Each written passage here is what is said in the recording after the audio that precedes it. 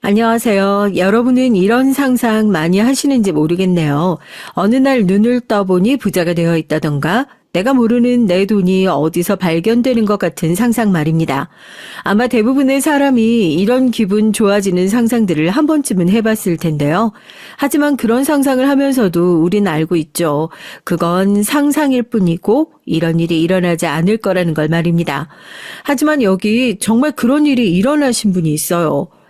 그 돈이 생기게 된 경위를 보면 또 마땅히 가야 할 곳에 갔구나 하는 마음이 들어서 부럽거나 배가 아프진 않더라고요. 제가 이렇게 얘기를 하니 오늘의 이 사연 어떤 사연인지 너무 궁금하지 않으신가요?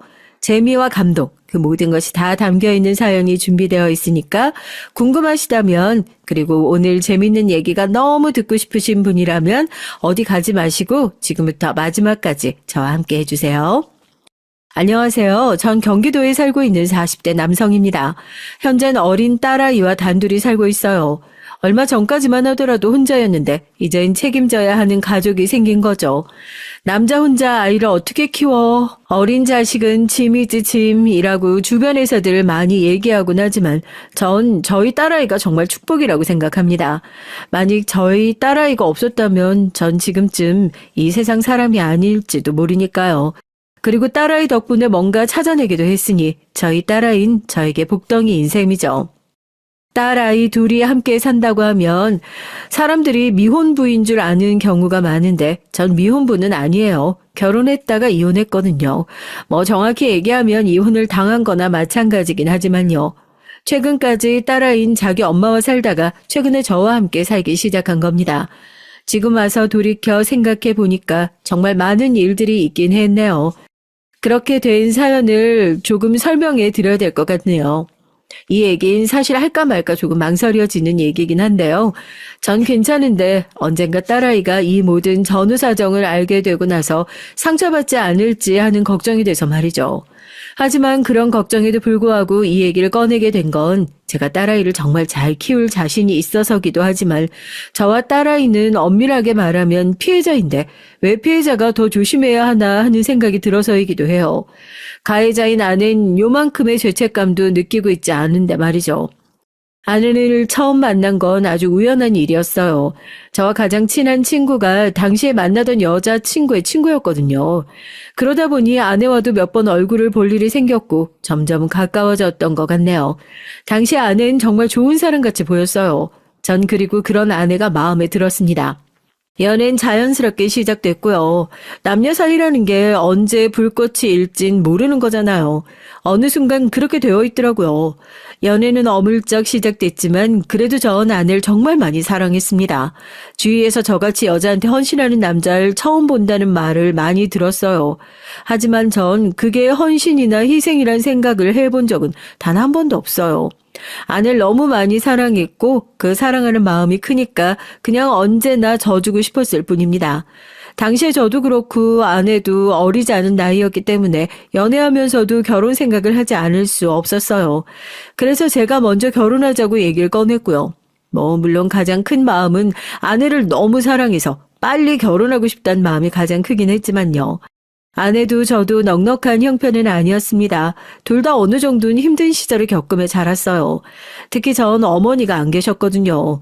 그래서 홀아버지 밑에서 자랐는데 아버지는 택시 운전을 하셨고 이것만 들으셔도 그다지 넉넉한 형편에서 잘 자란 건 아니란 생각이 드실 겁니다. 비교를 하자는 건 아니지만 아내는 그런 저보단 조금 더 힘든 환경에서 나고 자랐어요. 부모님이 두 분 다 계시긴 했지만 두 분 모두 빚이 많으셔서 어릴 때부터 빚쟁이들에게 쫓겨 야반도주 해가며 살았다고 했습니다. 학교도 몇 번씩이나 전학을 가야 했다고 얘기하는 걸 들은 적이 있어요. 그래서 학창시절 친구들이 없다는 것도 말이죠. 어른이 되고 나서 부모님과 연을 끊긴 했지만 그래도 종종 돈을 요구하며 찾아온다고 했습니다. 전 그런 아내가 참 불쌍하다고 생각했던 것 같아요. 그리고 당시엔 실제로 불쌍한 게 맞았고요. 돈을 조금 모았다 싶으면 부모라는 사람들이 찾아와서 빼앗아가는 일이 반복됐으니까요. 아내도 저도 고등학교밖에 나오지 않았기 때문에 할 수 있는 일도 상당히 한정될 수밖에 없었거든요. 아내는 작은 회사에 격리 일을 하고 있었고 전 도배 일을 배웠어요. 운이 좋았죠. 절 늘 안타깝게 생각했던 고등학교 선배 한 분이 절 데려다 일을 가르쳐 주셨거든요. 그리고 그 덕에 그래도 밥은 먹고 살만 했고 말이죠. 물론 몸은 많이 힘들었지만요. 아내에게 결혼하자고 했던 날이 아직도 생생하게 기억납니다. 아내가 참 많이 울었었거든요. 자기 같은 사람에게 결혼하자고 얘기해 줄 줄은 몰랐다면서 말이죠. 그런 마음이 왜 그렇게 변한 건지는 아직도 이해가 되지 않아요. 원래 그런 사람이었는데 제가 몰랐던 걸 수도 있지만요. 아무튼 저와 아는 그렇게 결혼했습니다. 너무 행복했죠. 그 기간이 아주 짧긴 했지만요. 특히 아내가 임신했다고 저에게 처음 얘기해줬던 날은 세상에서 제가 가장 행복했던 사람이 된 것 같은 그런 기분이 들 정도였어요. 아내와 뱃속에 있는 아이 이렇게 두 사람만 제 곁에 있으면 모든 것을 다 이겨낼 수 있고 또 모든 것을 다 할 수 있을 것만 같은 기분이 들었으니까요. 제가 생각해도 전 아내에게 정말 잘했던 것 같아요. 뭐 그걸 후회하는 건 아닙니다. 전 좋아하고 사랑하는 사람에게 그저 최선을 다한 거니까요. 그런 아내가 절 배신한 건 저도 예상하지 못했던 일이고 또 그건 그 사람이 나쁜 사람인 거지 제가 잘해서는 아니니까 말이죠. 물론 아내도 처음엔 저에게 늘 고마워했죠. 하지만 어느 순간부터 아내가 달라졌다는 생각이 들었던 것 같습니다. 딸아이가 태어나고 3년쯤 지났나? 뭐 그랬던 것 같네요. 오늘 나 일찍 퇴근하는 날이니까 우리 외식하자. 진작 얘기를 하지. 나 약속 있어. 정말? 아쉽다. 그런 건 자기가 먼저 얘기했어야 했다고 생각 안 해? 난 뭐 약속도 없이 24시간 동안 대기 중인 사람도 아니고. 제가 가지 말라는 말을 한 것도 아니고 그냥 약속이 있다니 아쉽다는 말 한마디 했을 뿐인데 버럭 화를 내더라고요. 당시엔 화도 나지 않았습니다. 그냥 아내가 요즘 마음이 힘든가 하는 생각이 들어서 걱정이 됐을 뿐이고 말이죠. 아이를 낳고 우울증에 걸리는 사람들이 많다는 얘기를 어디선가 들었던 적이 있었거든요. 하지만 아내는 날이 갈수록 짜증스러워졌고 무엇보다 제가 터지게 된 건 딸아이를 대하는 태도였어요. 엄마로서의 자격이 정말 요만큼도 없는 사람처럼 행동했거든요. 뭐 결과적으로는 그게 맞긴 했고요. 하루는 이런 일이 있었어요. 퇴근을 하고 집으로 왔는데 아이가 우는 소리가 대문 밖으로까지 들리는 겁니다. 거의 뭐 넘어가듯 경기하고 있었어요. 얼른 집으로 뛰어들어가듯 들어가니 아이는 바닥에 누워서 울고 있었고 아내는 어디 갔는지 집에 없더라고요. 급하게 아이를 안아들었습니다. 그리고 놀랐죠. 아이의 온몸이 뜨끈뜨끈하더라고요. 열이 나고 있었던 거예요. 그 순간 지체할 틈도 주지 않고 바로 아이를 안고 병원으로 갔습니다. 어린아이를 안고 응급실에 가보신 적 있는 부모님이라면 아실 거예요. 그때 뭐 생각이라는 걸 할 수가 없잖아요. 그냥 눈물이 나고 손발이 떨리고 뭐 그러더라고요. 그리고 그게 정상이 아닌가요? 그런데 아는 그때까지만도 연락 한 통이 없었어요. 제가 부재중을 몇 통이나 남겼는데도 말이죠. 가까스로 열이 떨어진 아이를 안고 집으로 갔을 때도 아내는 집에 없었습니다. 그러다 한밤중에 들어와선 이렇게 얘기를 하더라고요. 아니, 친구한테 갑자기 급한 일이 생겼다고 해서. 라고 말이죠. 전 그날 처음으로 아내에게 소리를 질렀습니다. 아마 사연을 들으시는 대부분의 분들이 제 심정을 더 이해해 주실 거로 생각해요. 당신 미쳤어? 애를 혼자 두고 나가야 되는 거면 나한테라도 연락을 했어야지. 그만큼 급한 일이었다고. 아니, 이 어린애를 집에 그냥 두고 갔어야 할 만큼 급한 일이라는 게 도대체 뭔데? 얘기나 들어보자. 당신이 들으면 뭐 알아? 그니까 일단 얘기부터 해보라고. 됐어. 당신이랑은 얘기 안 할 거야. 소리를 이렇게 지르는 사람이랑 내가 무슨 얘기를 하겠어? 안 해. 그렇게 우기는 아내를 보면서 진심으로 이상하다고 생각했어요. 화가 나는 것도 나는 거지만 그 전에 죽어도 어딜 다녀왔는지 왜 아이를 두고 나갈 수밖에 없었는지 그런 얘기는 해주지 않는 것이 말입니다. 그 이후로도 몇 번이나 더 물어봤지만 그럴 때마다 아내는 신경질을 내며 소리만 지를 뿐 다른 얘기를 해주지 않았어요. 여러분이라면 이런 상황에서 무슨 생각이 드실 것 같으신가요? 저처럼 어딘가 밝힐 수 없는 좋지 않은 일들을 하는 중이다. 뭐 그렇게 생각할 법하잖아요. 그리고 그땐 아내의 씀씀이 같은 것들이 많이 달라지고 있다고 느끼고 있던 중이었거든요. 제가 주는 돈은 늘 같은데 아내가 사들이는 것들은 그 돈을 넘어서는 것 같으니까요. 쇼핑이나 그런 것들을 잘 모르는 제 눈에도 보일 정도로 말이죠. 이거 다 무슨 돈으로 사는 거야? 왜? 내가 당신 돈 허투루 쓸까봐 그래? 걱정하지 마. 당신 돈 아니니까. 아니면 그 돈이 어디서 나서 이런 것들을 다 사는 건데 당신 대체 요즘 어디서 뭘 하고 다니는 거야? 알 필요 없어. 왜 이렇게 간섭이야? 사람 질리게? 아내 누가 봐도 어딘가에 정신이 팔린 사람 같았어요. 전 아내가 바람이 났을 거다. 뭐 그런 생각은 그 와중에 해본 적이 없습니다. 다만 어디서 사기를 당하는 중이 아닌가, 아니면 어디 이상한 집단에 끌려갔나, 그것도 아니면 도박 같은 걸 하고 다니는 건 아닌가, 뭐 그런 생각을 했던 것 같아요. 그래서 아내를 몰래 미행을 했죠. 그리고 그곳에서 정말 보고 싶지 않은, 단 한 번도 상상조차 해보지 않았던 장면을 보게 됐어요. 그건 바로 아내의 불륜이었습니다. 웬 돈이 많아 보이는 남자와 만난 아내는 그 남자를 만나자마자 입이 귀에 걸릴 듯 찢어지는 웃음을 짓더니 그 남자의 품에 안겨 한참 동안 아양을 부리더라고요. 그러다가 볼에 뽀뽀를 하더니 그 남자와 비싸 보이는 차에 올라탔습니다. 그 차가 제 시야에서 사라져 보이지 않을 때까지 전 그곳을 멍하니 바라보고 서 있었어요. 온갖 생각을 다하며 아내의 뒤를 밟은 거였지만 그중에서 아내의 불륜은 없었습니다. 정말로 생각조차 해본 적이 없던 일이었어요. 원래 그런 일을 겪으면 막 그럴 수 있을 것 같잖아요. 당장이라도 다 뒤집어 엎고 소리 지르면서 나가라고 하고 뭐 그런 거 말입니다. 하지만 전 바로 그러지 못했어요. 일단 정말로 아내가 날 버리고 갈까 봐서 가장 큰 두려움이 있었던 것 같습니다. 전 그때까지만 하더라도 아직 아내를 많이 사랑하고 있었거든요. 그리고 두 번째는 딸아이에 대한 걱정 때문이었어요. 아무리 엄마 노릇을 제대로 하고 있지 않은 엄마라고 해도 엄마가 있는 것과 없는 건 천지 차이라고 생각하기도 했지만 아내가 아이를 낳고 바로 얼마간은 아이에게 참 잘했거든요. 정신만 차리면 다시 아이에게도 저에게도 잘할 거라는 생각을 떨칠 수가 없었습니다. 제가 사랑했던 아내의 모습으로 다시 돌아올 거라고, 그럴 수 있을 거라고 헛된 희망을 품었어요. 하지만 그나마도 얼마 가지 않아서 산산조각 나듯 깨져버렸습니다. 이혼해. 뭐? 나 다른 남자 생겼어. 당신보다 훨씬 잘나고 돈도 많은 남자야. 그리고 나 그 남자 사랑해. 그러니까 이혼해. 여보. 아연이는 내가 데리고 나갈게. 그 사람이 아이 데려와도 괜찮다고 했어. 지금 그게 무슨 소리냐고. 난 당신과 딸아이를 놓아줄 생각이 없다고 되려 제가 아내에게 매달렸습니다. 하지만 아내는 정말 매몰찼어요. 제가 알던 사람이 맞나 싶을 만큼 말이죠.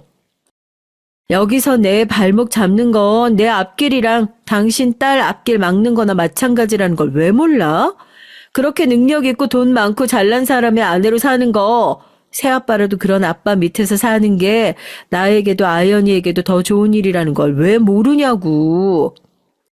그러면서 이러더군요. 나 줘. 나 행복하고 싶어. 그리고 당신 옆에 있으면 나도 아연이도 행복해질 수가 없어. 난 이제 행복해질 거야. 거기에 대고 무슨 말을 더 하겠어요. 내 옆에서 행복해질 수 없다는데, 그리고 그 잘난 남자 옆으로 가면 행복해질 수 있다는데 말입니다. 남자로서 아내에게 그런 말을 듣는 것보다 더 상처는 없는 것 같다는 생각이 들었어요. 전 아내를 결국 놓아줄 수밖에 없었습니다. 바짓가랑이를 붙잡고 놔달라고 우는데 그렇게 우는 아내보다 제가 더 비참해지는 기분이었으니까요. 그래서 그냥 놔줬어요. 딸아이를 보내는 것에 있어서는 상당히 많은 고민을 한 건 사실이에요. 하지만 결론적으로는 보낼 수밖에 없었습니다. 저는 일을 했어야 했고 당시엔 아버지도 몸이 많이 안 좋으신 상태였기 때문에 딸아이를 봐줄 사람이 없었거든요. 게다가 아내가 몇 번이고 자신이 딸을 더 잘 볼 수 있다고 데려갈 거라는 얘기를 했어요. 당신이 애를 어떻게 키워? 일하면서 키울 수 없잖아. 괜히 고집 부리지 말고 나한테 보내. 그거 고집이고 욕심이니까. 그동안 다른 남자를 만난다고 정신 팔려서 아이를 제대로 보지 못한 것이니 그 남자와 살게 되면 그 남자 때문에 아이를 보지 못하게 되는 일이 있진 않겠지 하고 안이하게 생각을 했던 것 같아요. 아마 저도 그 편이 마음이 편했으니까 그렇게 생각했던 것 같네요. 지금 와서 돌이켜 생각해보면 굉장히 많이 반성하게 됩니다. 아무튼 그렇게 아내와 합의 이혼을 했어요. 그 와중에도 아내는 위자료며 뭐며 받아 챙길 수 있는 건 다 챙겨갔습니다. 그 모습을 보면서 정말 아내에 대한 정이라는 정은 다 떨어졌던 것 같네요.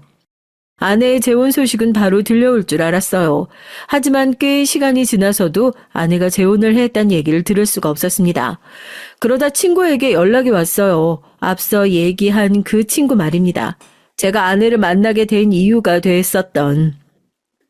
내가 너한테 미안해서 그간 연락을 못했다. 네가 나한테 미안할 게 뭐 있어. 네가 강제로 결혼을 시킨 것도 아니고 내가 좋아서 한 결혼이었는데. 그래도 나 아니었으면 그 여자 만날 일은 없었잖아.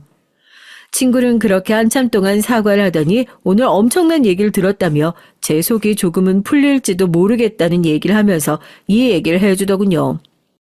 그 새끼가 사기꾼이었대. 뭐? 하여간 멍청하지. 어리고 잘생기고 집안 좋고 학벌에 직업까지 좋은 돈 많은 남자가 뭐가 아쉬워서 가진 거 하나 없는 유부녀를 좋아하냐? 그것도 아이도 책임지겠다는 소리까지 하는 남자. 하여간 생각해보면 그년도 진짜 멍청하다니까. 바람이 났던 그 남자가 사실은 사기꾼이었고 그 남자에게 당해서 돈을 뜯긴 여자가 한둘이 아니라고 하더라고요. 여자들에게 선물해준 옷과 가방 같은 것들도 진짜 명품이 아닌 짝퉁이라면서요. 그 여자들 단체로 경찰서에서 정모했다더라. 야. 20명 가까이 된다는데 그 여자들이 어떻게 그렇게 다 관리를 했는지 모를 일이야. 나 같으면 헷갈려서도 못했을 것 같은데. 사기도 어지간한 놈 아니고선 못 치는 거라니까. 아내도 경찰서에 갔었는지 물었습니다. 그랬더니 정말 어처구니가 없는 말을 하더군요. 마지막까지 안 갔다 하더라고. 자기한텐 사랑이었다고. 야, 그럴 남자가 절대 아니라고 그러면서 그렇게 믿고 싶었던 거겠지. 부자 남자한테 시집가서 인생 피나 생각했을 텐데 그 모든 것이 허상이 된 거니까. 그러면서 친구는 절 단도리를 하더군요. 혹여나 찾아와서 다시 합치자는 둥 개소리를 해도 무시해. 난 네가 정말 걱정이다. 그렇게 찾아오면 다시 받아준다고 할까 봐. 걱정하지 마. 내가 호구냐? 너 호구야. 제 그간의 태도 때문에 친구가 상당히 불안해한다는 걸 알았지만 전 아내가 다시 찾아온다고 해도 정말 받아줄 생각이 요만큼도 없었어요. 그런데 당시엔 아내가 절 찾아올 일도 없을 거라고 생각했고요. 그렇게 버린 사람을 어떻게 다시 찾아올 수 있을까 하는 생각을 했었거든요. 하지만 아내는 제가 생각했던 것보다 더 뻔뻔한 사람이었습니다. 생각해서 합치자. 내가 미안해. 그렇게 얘기하는 아내의 면전을 대고 욕을 퍼붓고 싶은 생각이 들었죠. 전 처음엔 거절을 했어요. 하지만 아내는 몇 번이고 절 찾아와서 다시 합치자고 했습니다. 그게 몇 번 반복되니 등신같이 흔들리더라고요. 아내도 이젠 정신을 차리지 않을까. 그리고 예전에 행복했던 모습들도 생각이 자꾸 나고 말이죠. 하지만 그나마도 얼마 가지 않았습니다. 아내에게 또다시 다른 사람이 생겼거든요. 저에게 그렇게 얘기를 하면서도 또 다른 남자를 만나고 있었던 거예요. 정말 대단한 사람이지 않나요? 그 남자와 결혼 얘기가 나오니 단번에 절 등신 취급을 했습니다. 당신은 한 가정을 제대로 꾸리기에 너무 믿음직스럽지 못한 사람이잖아. 돈이 없다는 말을 그런 식으로 하더라고요. 그리고 아내는 이번엔 그 남자와 결혼했어요. 그러면서 5살 된 어린 딸을 저에게 내팽개치듯 버리고 갔습니다. 왜? 그 남자가 애는 안 된대? 사실 어떤 남자가 남의 남자애를 키워주겠다고 하겠어. 그전엔 그런 남자 있다고 믿었잖아. 왜 이젠 그런 놈은 사기꾼이라는 건 알겠어? 아내는 핏발이 선 눈으로 절 한참 동안 노려봤어요. 그리고선 소리를 지르더군요. 네 애 데리고 갈 거야 말 거야. 본인의 아이이기도 한 딸아이를 그렇게 얘기하는 걸 보면서 상황이 여의치 못하더라도 데리고 와야 하겠다는 생각이 들었어요. 사실 그쯤 제가 정말 힘들긴 했었거든요. 갑작스럽게 직장을 잃게 되는 일이 있었는데 그게 저에게 일을 가르쳐준 선배가 여기저기 돈을 빌리고 도망을 치면서 제 신용까지 문제가 생겨서 그렇게 된 거였습니다. 당연히 그 선배는 저에게도 돈을 빌려갔었고 그 일로 제 신용에 문제가 생겼고요. 굉장히 힘든 상태였어요. 술을 마시지 않았습니다. 혹시나 술을 마시게 되면 위험한 생각을 하게 될까 봐서요. 그만큼 힘들었던 때였어요. 누군간 그런 상황인데 어떻게 아이를 데려올 생각을 할 수 있냐 하시겠지만 저로선 아이가 제 삶의 어떤 마지막 희망 같은 것이었던 것 같아요. 정말 열심히 살 수 있을 것 같다는 생각이 들었으니까요. 그렇게 아이를 데려왔습니다. 운이 좋게도 옆집에 혼자 사시는 할머니께서 아이를 좋아해 주셨어요. 그래서 낮엔 일자리를 알아보러 다녔습니다. 하지만 신용불량자가 된 저에게 제대로 된 일자리가 주어질 리 만무했어요. 신용회복위원회라는 게 있거든. 거기 가서 회복부터 하자. 해줄까? 지금 네 사정 잘 설명하고 앞으로 어떻게 살겠다는 것도 열심히 얘기하고. 친구의 도움을 받아 신용회복위원회라는 곳에 가게 됐습니다. 일단 신용을 회복해야 그 다음도 있는 거니까요. 그런데 거기서 엄청난 얘기를 하나 듣게 됐어요. 선생님 통장에 30억이 있는 거 모르셨어요? 네? 얼마요? 30억이요. 처음 들어보는 금액이었습니다. 30억이 뭐예요? 3천만 원도 없는 저에겐 손이 벌벌 떨리는 큰 돈이었는데요. 그런데 확인해보니 정말로 제 이름으로 된 통장에 30억이라는 돈이 들어있었습니다. 듣도 보도 못한 그 엄청난 돈에 뒤로 나자빠질 뻔했어요. 온갖 생각이 다 들었죠. 일단 먼저 든 생각이 어디 검은 돈 같은 게 아닐까 하는 것이었습니다. 요즘 뉴스에서 그런 거 많이 나오잖아요. 범죄 조직이 다른 사람들 계좌를 사서 그 안에 범죄 수익금을 넣어놓는다는 거 말입니다. 그래서 처음엔 그런 돈이라고 생각했죠. 그런 생각이 드니 그 돈에 손을 대지 못하겠더라고요. 혹시나 제가 그 돈에 손을 댔다가 나쁜 사람들이 찾아오면 어떻게 하나 싶어서 말이죠. 만약에 저 혼자였다면 그런 생각으로 무서워지진 않았겠지만 저에겐 딸아이가 있었잖아요. 그러니 그런 생각이 들 수밖에 없었습니다.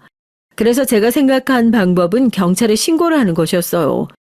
아무래도 제 통장이 범죄에 쓰이고 있을 것 같은데 모르는 돈이 30억이나 있다니 그럴 리 없다고 신고를 한 거죠. 사실 조금은 아깝다는 생각이 들기도 했지만 제 돈도 아닌 돈으로 아까워한다는 것 자체가 나중엔 조금 우습다는 생각이 들어서 더 이상 그 돈에 대해서 생각하지 않기로 했어요. 그런데 며칠 뒤에 경찰서에서 연락이 왔습니다. 제가 예상했던 말과는 완전히 다른 말을 하면서요. 그 돈 범죄 수익금이 아닌데요? 네? 그러면 누가 이분이라고 하시던데 모르세요? 그러면서 저에게 그 통장에 30억이란 돈을 입금한 사람의 신상 정보를 건네줬어요. 이름과 주소가 적혀 있었습니다. 이분이 누구신지... 김대영 씨 외조모님 되신다는 것 같던데? 네? 외할머니요? 태어나서 단 한 번도 본 적 없는 사람이었어요. 얘기조차 들어본 적이 없었기 때문에 전 저에게 외가 식구가 있다는 것조차 몰랐고요. 뭐 그런 데가 있기야 했겠죠. 제가 엄마 없이 태어난 건 아닐 테니까요. 그 주소를 받아들고 잠시 망설였던 것 같아요. 하지만 그 돈이 무슨 돈인지 그리고 무슨 이유로 저에게 그 돈을 준 건지 알아야만 했습니다. 그래서 그 주소로 무턱대고 찾아갔어요. 그런데 그 집 앞에 도착한 순간 입이 쩍 하고 벌어졌습니다. 그렇게 큰 집을 실제로 보는 건 처음 있는 일이었거든요. 그래서 배를 누르기가 망설여지더라고요. 숨을 한번 크게 들이마시고 배를 눌렀습니다. 누구세요? 저 김대영이라고 합니다. 제가 그렇게 제 이름을 얘기하자 인터폰 너머의 사람은 한동안 아무런 대답이 없었어요. 그리고 잠시 뒤 그냥 문이 열리는 소리가 들렸습니다. 전 조심히 안으로 들어갔죠. 그렇게 떨렸던 순간은 또 없었던 것 같아요. 언젠가 찾아올 거라고 생각은 했네. 일단 앉게. 노 신사부는 매우 놀라지 않은 얼굴로 마치 이런 날이 올 거라고 예상했다는 그런 얼굴로 저에게 앉을 것을 권했습니다. 전 조용히 자리에 앉았어요. 그리고 한참을 말없이 앉아 있었습니다. 전 궁금증을 참지 못하고 먼저 물어봤죠. 제 외조모님을 찾으러 왔습니다. 돈이 잘못 입금된 것 같아서요. 자네 외조모는 작년에 세상을 떴어. 그리고 그 돈은 얼만진 몰라도 잘못 입금된 건 아닐 걸세. 자네에게 주는 유산이지. 네? 제가 놀라서 입을 떡 벌렸습니다. 외가 식구들이 있는 것도 처음 알았는데 30억이나 되는 유산을 물려줄 정도의 재력을 가진 집안이라는 것도 놀라웠지만 왜 여태 그런 외가 식구들을 모르고 살았는지가 제일 궁금했어요.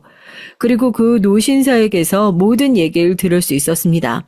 아, 그 노신사분은 제 외조부셨더라고요. 자네 엄마도 우리 아내도 참 모진 사람들이었어. 어떻게 그렇게 평생을 안 볼 생각을 했는지 원. 그렇게 얘기를 시작하신 외조부에게 들은 얘긴 그야말로 놀라웠습니다. 제 어머니는 아버지와 집안에서 반대하는 결혼을 하셨다고 하더라고요. 그것도 원래 약혼하기로 한 남자를 내팽개치고 말이죠.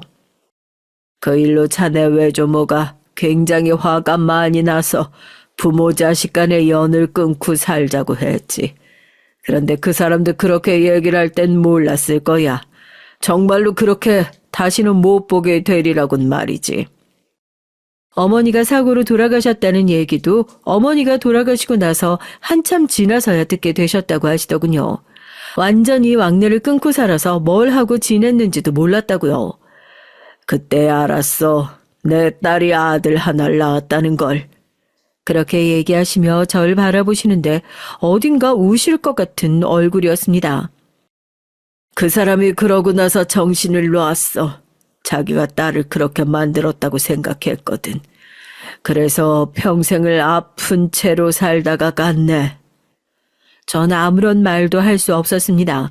원망해야 할지 아니면 반갑다고 해야 할지 모르겠더라고요. 그런 재회는 생각해 본 적이 아예 없었으니까요.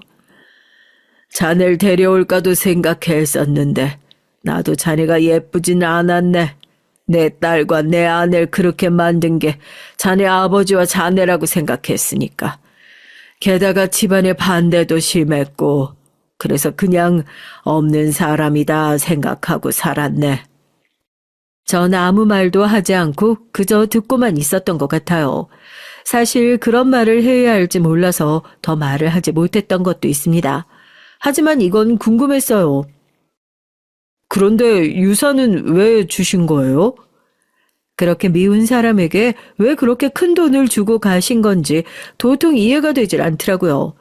이렇게 저에게 돈을 주고 나면 제가 그들의 정체를 알게 되는 거잖아요. 그러면 그들이 바랐던 대로 모른 척하고 없는 사람이라 여기고 살 수 있을지도 모르고요. 몇십 년을 정신 놓고 요양원에 갇혀있던 아내가 어느 날 정신이 들어온 것 같다는 연락을 받았어. 그런데 정말이더구만. 정신을 놓고 나서 처음으로 멀쩡한 모습이었네. 아마도 죽기 직전이라 마지막으로 안간힘을 낸 게 아닌가 싶어. 그 얘기를 하시면서부터 눈물을 흘리셨습니다. 나한테 부탁을 하더라고. 자식들이 모르는 돈을 좀 만들어 달라고. 그리고 자네한테 그 돈을 좀 전해줄 수 없겠냐고. 당신은 같은 집안에선 자식들이 눈에 불을 켜고 서로의 유산을 지키려 하기 때문에 자식들이 모르는 돈을 만들기 쉽지 않다고 하셨습니다. 그래서 그게 최선이었다고 말이죠. 그 돈을 마련하고 나선 어떻게 전해줘야 하나 고민이 많았네. 그런데 나도 아내도 자네를 찾아갈 용기가 나지 않았어. 뭐 회피했다고 봐도 되겠지. 그렇게 그 30억이라는 큰 돈이 제 앞으로 오게 된 거라고요. 너무 감사하긴 한데 저에겐 너무 큰 돈입니다. 나중에 친구가 제가 그 말을 했다는 걸 듣고 너는 등신이냐 멍청이냐 하는 말들을 했지만 당시에 전 정말로 그 돈이 너무나도 커서 다 받기에 벅차다는 생각을 했던 것 같아요. 그렇지. 그 돈이 누군가에겐 말도 안 되게 큰 돈일 수 있지. 하지만 우리에겐 그렇지 않으니 전혀 부담을 가질 필요가 없네. 그리고 난 자네에게 뭔가를 부탁할 생각도 없고 그냥 늙은이들 마음의 짐을 조금 덜기 위한 거로 생각해주게. 물론 돈으로 다 해결이 되는 건 아니지만 그래도 받아주면 정말 고맙겠네. 그 순간 딸아이의 얼굴이 눈앞을 스쳐 지나갔어요. 그래, 이 돈이면 우리 딸 하고 싶다는 거 다 할 수 있게 해주고 또 좋은 집에서 살 수도 있겠지 하는 생각이 드니까 갑자기 그 돈에 욕심이 조금 생기더라고요. 이건 자네 엄마 사진이고 또 이건 자네 외조모가 죽기 전에 남긴 편지일세. 자네에게 남긴 건 아니지만 자네 엄마에게 쓴 거니까 자네가 가지고 있는 편이 좋겠지. 전 그 사진과 편지를 받아들고서 그 집을 나왔습니다. 그리고 사진을 보고 저도 모르게 눈물이 나왔던 것 같아요. 젊고 예쁜 어머니가 그곳에 서 계셨거든요. 기억이 나지 않는 어머니지만 그래도 늘 그리워했었으니까요. 집으로 가는 내내 울었던 것 같습니다. 그 감정이 뭐였는지 어떤 마음으로 눈물을 흘렸던 건진 아직도 잘 모르겠어요. 그냥 눈물이 나왔으니까요. 그리고 집으로 돌아와 어머니께 썼다는 외조모님의 편지를 열어봤어요. 이제 나도 드디어 너의 곁으로 가는구나. 정신을 차려보니 너를 잊고 내가 수십 년을 살았더라. 차라리 그게 다행이다 싶다. 사는 내내 고통스러웠던 것보다 말이다. 끝까지 이런 이기적인 엄마라 미안하구나. 외조모의 죄책감이 굉장히 잘 느껴졌던 것 같아요. 오늘은 네 아들에게 내 유산을 좀 남겨달라는 부탁을 네 아버지에게 했다. 나에게 시간이 얼마 남지 않았다는 생각이 드니 그것부터 해야겠다는 생각이 들더구나. 그래도 네 아들은 조금이나마 행복하게 살아야 하지 않겠니? 그래야 내가 거기 가서도 네 얼굴을 볼 수 있지 않겠니? 그 부분에서 저도 모르게 눈물이 흘렀던 것 같아요. 많이 보고 싶구나. 부디 네가 내 얼굴을 좀 봐주지 않으련? 한 사람의 지난 날에 대한 후회가 그토록 절절하게 느껴지는 글은 처음이었습니다. 그리고 그 편지를 읽고 나니 조금 원망스러웠던 마음이 사라지더라고요. 다 지난 얘기 탓을 해서 뭐하나 싶고 말이죠. 그런 생각까지 드니 전 제 딸아이와 행복해야겠다는 생각이 들었어요. 좋은 부모와 자식으로 그 누구보다 잘 지내야 하겠다는 생각 말입니다. 그 어떤 후회도 남겨야 하지 않겠다는 생각이 들었거든요. 우선 이사부터 했던 것 같네요. 난방도 제대로 되지 않는 집에서 시설이 좋은 아파트로 말이죠. 그렇게 집을 옮기고 나서 외조부에게 한 번 더 연락이 왔습니다. 일자리를 하나 소개해주고 싶네만. 일이라고 말이죠. 전 그 도움을 흔쾌히 받았어요. 받지 않을 이유가 없다고 생각했거든요. 좋은 자리라 더더욱 마다할 이유가 없었습니다. 그리고 그 소식은 얼마 가지 않아서 아내에게까지 들어간 모양이었어요. 뭐 제가 외가 사람들과 재회를 했다 이런 것까지는 모르고 그냥 어딘가에서 돈이 생겼고 좋은 직장을 구했다더라 정도까지만 알았던 것 같긴 하지만요. 이사한 집이 비싼 집이던데? 그래서 그 돈 어디서 났어? 아버님이 어디 몰래 숨겨둔 재산이라도 있으셨대? 그게 왜 궁금한데? 제가 날카로운 얼굴과 말투로 물었습니다. 아내는 그런 저를 빤히 보더니 갑자기 우는 얼굴을 하더라고요. 여보. 그 말을 듣는데 온몸에 소름이 돋는 줄 알았어요. 여보라니요. 아내에게 더 이상 떨어질 정이 없을 거라고 생각했는데 있더군요. 사람이 사람을 환멸한다는 게 어떤 감정인 건지 그날 정확하게 알았습니다. 내가 왜 여보야? 네 여보는 너희 집에 있겠지. 여보, 내가 잘못했어. 응? 너는 늘 이렇게 누가 뭘 가지면 잘못한 게 막 생각나고 새삼 깨닫게 되고 그러냐? 이러다 내가 돈 없다 그러면 또 언제 그랬냐는 듯 쓰레기 보듯 볼 거라는 거 내가 모를 줄 알아? 네 눈에는 내가 그렇게 등신 호구처럼 보여? 뭐 자초한 바가 있다고 생각은 합니다. 제가 그동안 등신 호구처럼 군 것도 있었고요. 하지만 너무하잖아요. 사람이 어떻게 저렇게까지 나쁘냔 말입니다. 넌 지금 네 남편이랑 가서 살아. 내가 네 남편 찾아가서 네 마누라가 전 남편한테 이런 개소리나 하고 다닌다고 확 얘기해버리기 전에. 제가 그렇게 얘기를 하니 사색이 되긴 하더라고요. 나중에 들은 사실인데 아내가 재혼한 그 남잔 아내에게 상당히 폭력적이라고 했습니다. 그래서 아마 겁을 먹은 거겠죠. 여보, 여보라고 부르지 말라고. 전 그렇게 아내를 쫓아냈어요. 그날이 아내의 마지막은 아니었습니다. 그 이후로도 계속 저를 찾아와서 나중엔 한번 사고를 친 적도 있으니까요. 그 얘기도 곧 해드릴게요. 아내가 사고를 치기 전까진 잘 지냈던 것 같아요. 소개받은 회사는 제가 육아도 할 수 있게 시간을 잘 배려해주는 곳이었고 저에게 딸아이가 하나 있다는 것을 알게 된 외조부께서도 아이를 보고 싶다며 몇 번을 찾아오셨습니다. 딸아이는 생각보다 자기 외할아버지와 잘 지냈어요. 그리고 그 모습을 보고 있으니 마음이 좋아지긴 하더군요. 아예 좋은 일만 있는 건 아니었지만요. 자식들이 알게 됐네. 그러니까 저의 이모와 외삼촌 되시는 분들이 저에게 재산을 물려주고 저를 만나고 있다는 걸 알게 됐다는 겁니다. 그리고 난리가 난 모양이더라고요. 왜 재산을 물려주냐고 말이죠. 다른 손주들한테 아직 유산을 안 물려줬거든. 그래서 더더욱 난리가 난 모양이야. 내가 이 얘기를 해주는 이유는 그 자식들이 자네를 찾아올 수도 있어서 하는 말이네. 그러니 언젠가 찾아오는 날이 생기더라도 당황하거나 너무 놀라지 말고 바로 나에게 말해주게. 알겠나? 그렇게 덤덤히 말을 하긴 하셨지만 사실 굉장히 걱정하시는 얼굴이긴 했어요. 그리고 나중에 알았지만 저에게 찾아와서 어떤 소리를 하면 유산을 상속하지 않고 저에게 다 준다고 선포 아닌 선포를 하셨다더군요. 그래서 그들이 절 찾아오지 않은 거라고요. 아무튼 그렇게 평화롭게 지내는 것도 얼마 가지 않아 깨졌습니다. 아내의 현재 남편인 남자가 절 찾아왔거든요. 네가 우리 마누라 자꾸 꼬신다는데 정말이야?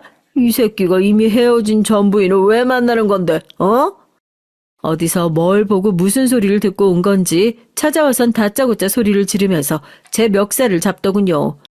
그게 무슨 소리예요? 내 마누라가 그러던데 네가 자꾸 찾아와서 다시 합치자는 둥 한다고. 너 오늘 내 손 한번 쥐어봐. 어? 순식간이었습니다. 엄청나게 두툼하고 큰 주먹이 제 얼굴로 날아들어온 것 말이에요. 그리고 한참을 맞았죠. 경찰이 출동할 때까지 말이에요. 결국 저와 그 남자는 경찰서를 가게 됐고 아내가 그 자리에 왔습니다. 상당히 곤란한 얼굴을 하고 말이죠. 야, 네가 한번 말해봐. 이 남자가 너한테 찾아와서 꼬시고 다시 합치자고 말한 적 없다는데? 어? 아니, 그게 말 더듬지 말고 제대로 말 못해? 만약 그 전에 저였더라면 아내의 그런 모습을 보고 안타깝다고 생각했을지도 모를 일이에요. 하지만 전 이미 아내에게 여러 번 당했기도 했고 또 인간 대 인간으로서 정이라는 정은 다 떨어진 상태였으니까요. 전 아내에게 따져 물었습니다. 내가 정말 당신한테 찾아가서 같이 살자고 했어? 아니, 그게... 아내는 아무 말도 하지 못하고 말을 더듬기만 하더군요. 네가 나한테 그런 게 아니라 내가 너한테 그랬다고?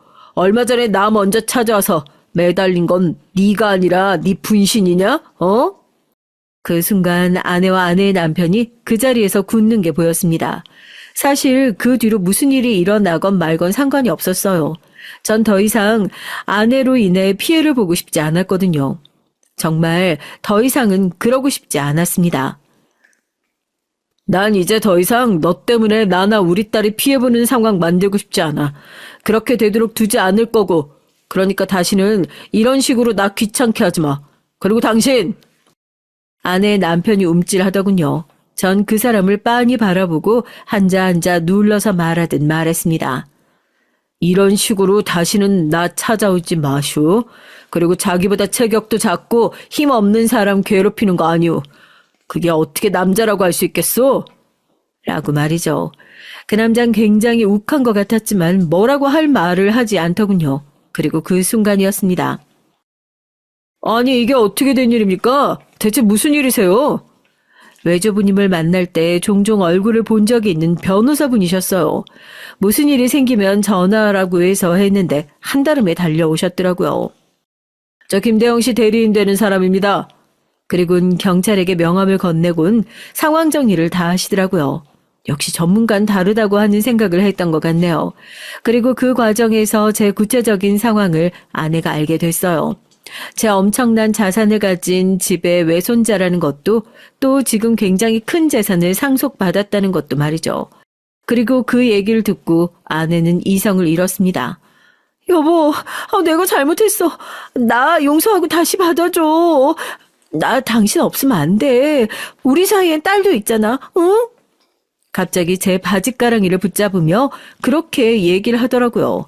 그 자리에서 그런 말을 할 줄은 몰라 저도 당황했던 것 같아요. 이년이 미쳤나? 야, 너 죽고 싶어? 어? 그리고 그 순간이었습니다. 아내의 남편이라는 그 남자가 아내의 머리채를 휘어잡은 것 말입니다. 그리고 때리려던 걸 순간적으로 제가 잡았어요. 그리고 그 의학스러운 손과 엄청나게 센 힘에 밀려서 넘어졌죠. 그야말로 경찰선 난장판이 됐습니다.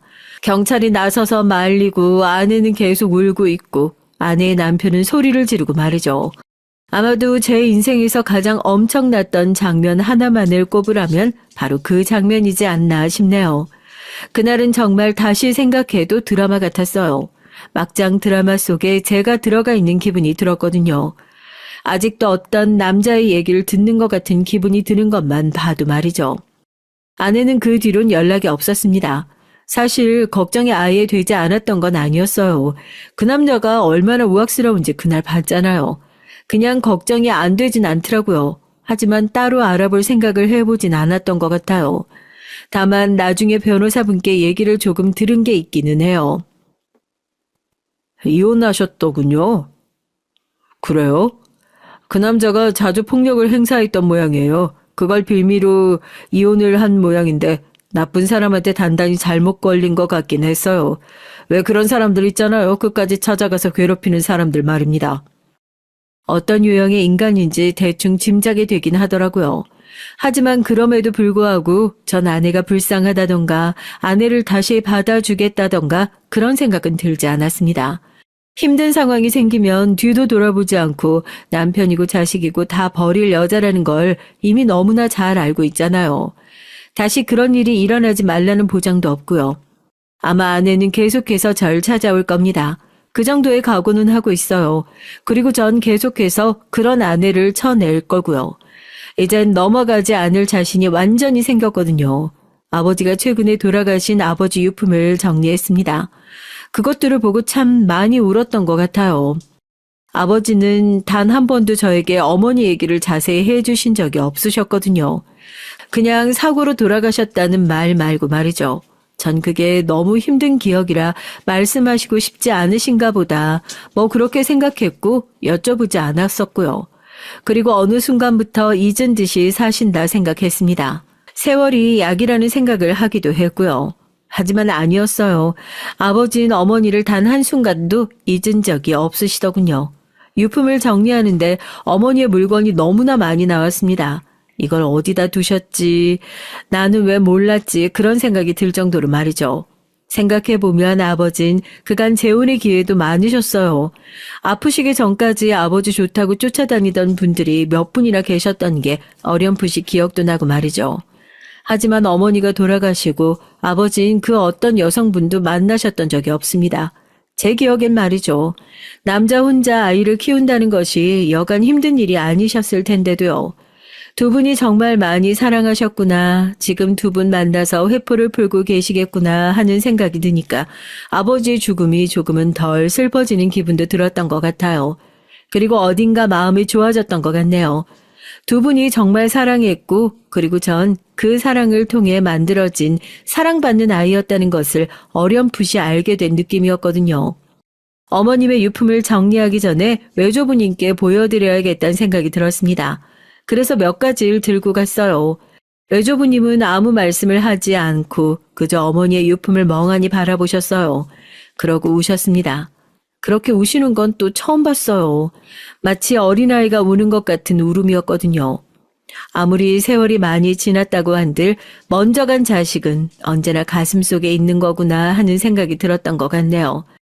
한참을 미안하고 고맙다는 말과 함께 우시던 외조부님은 제가 가져온 것들을 챙겨다가 자신이 가져가도 되냐 하시더군요. 전 그러시라고 고개를 끄덕였습니다. 얼마 전에 어머니의 어린 시절 사진을 봤는데 딸아이랑 굉장히 많이 닮았더라고요. 피는 못 속인다는 말이 절로 생각이 날 정도로 말이죠. 아마 그래서 외조부님이 저희 딸아이를 더 자주 보러 오시고 더 예뻐하시는 게 아닌가 하는 생각이 들었습니다. 마치 자기 딸에게 못해줬던 것들을 저희 딸아이에게 해주려는 것처럼 말이죠. 그 마음을 어렴풋이 알 것도 같아서 조금 눈물이 날 뻔했네요. 내일은 외조부님과 딸아이, 저 이렇게 세 사람이 어머니와 아버지가 계신 곳으로 가기로 했어요. 아버지를 어머니 옆에 모셨거든요. 잘 지낸다고. 그러니 너무 걱정하지 마시라는 얘기를 하러 가는 건데 울지 않고 잘할 수 있을지 모르겠네요. 제 얘긴 여기까지입니다. 들으시는 분들이 어떻게 들으셨는지 모르겠네요. 전 지금도 이 모든 일이 저에게 일어난 일이라는 것이 아직도 실감이 나질 않아요. 그도 그럴 것이 평범한 사람이라면 하나 겪기도 힘든 일을 여러 번 겪은 거니까요.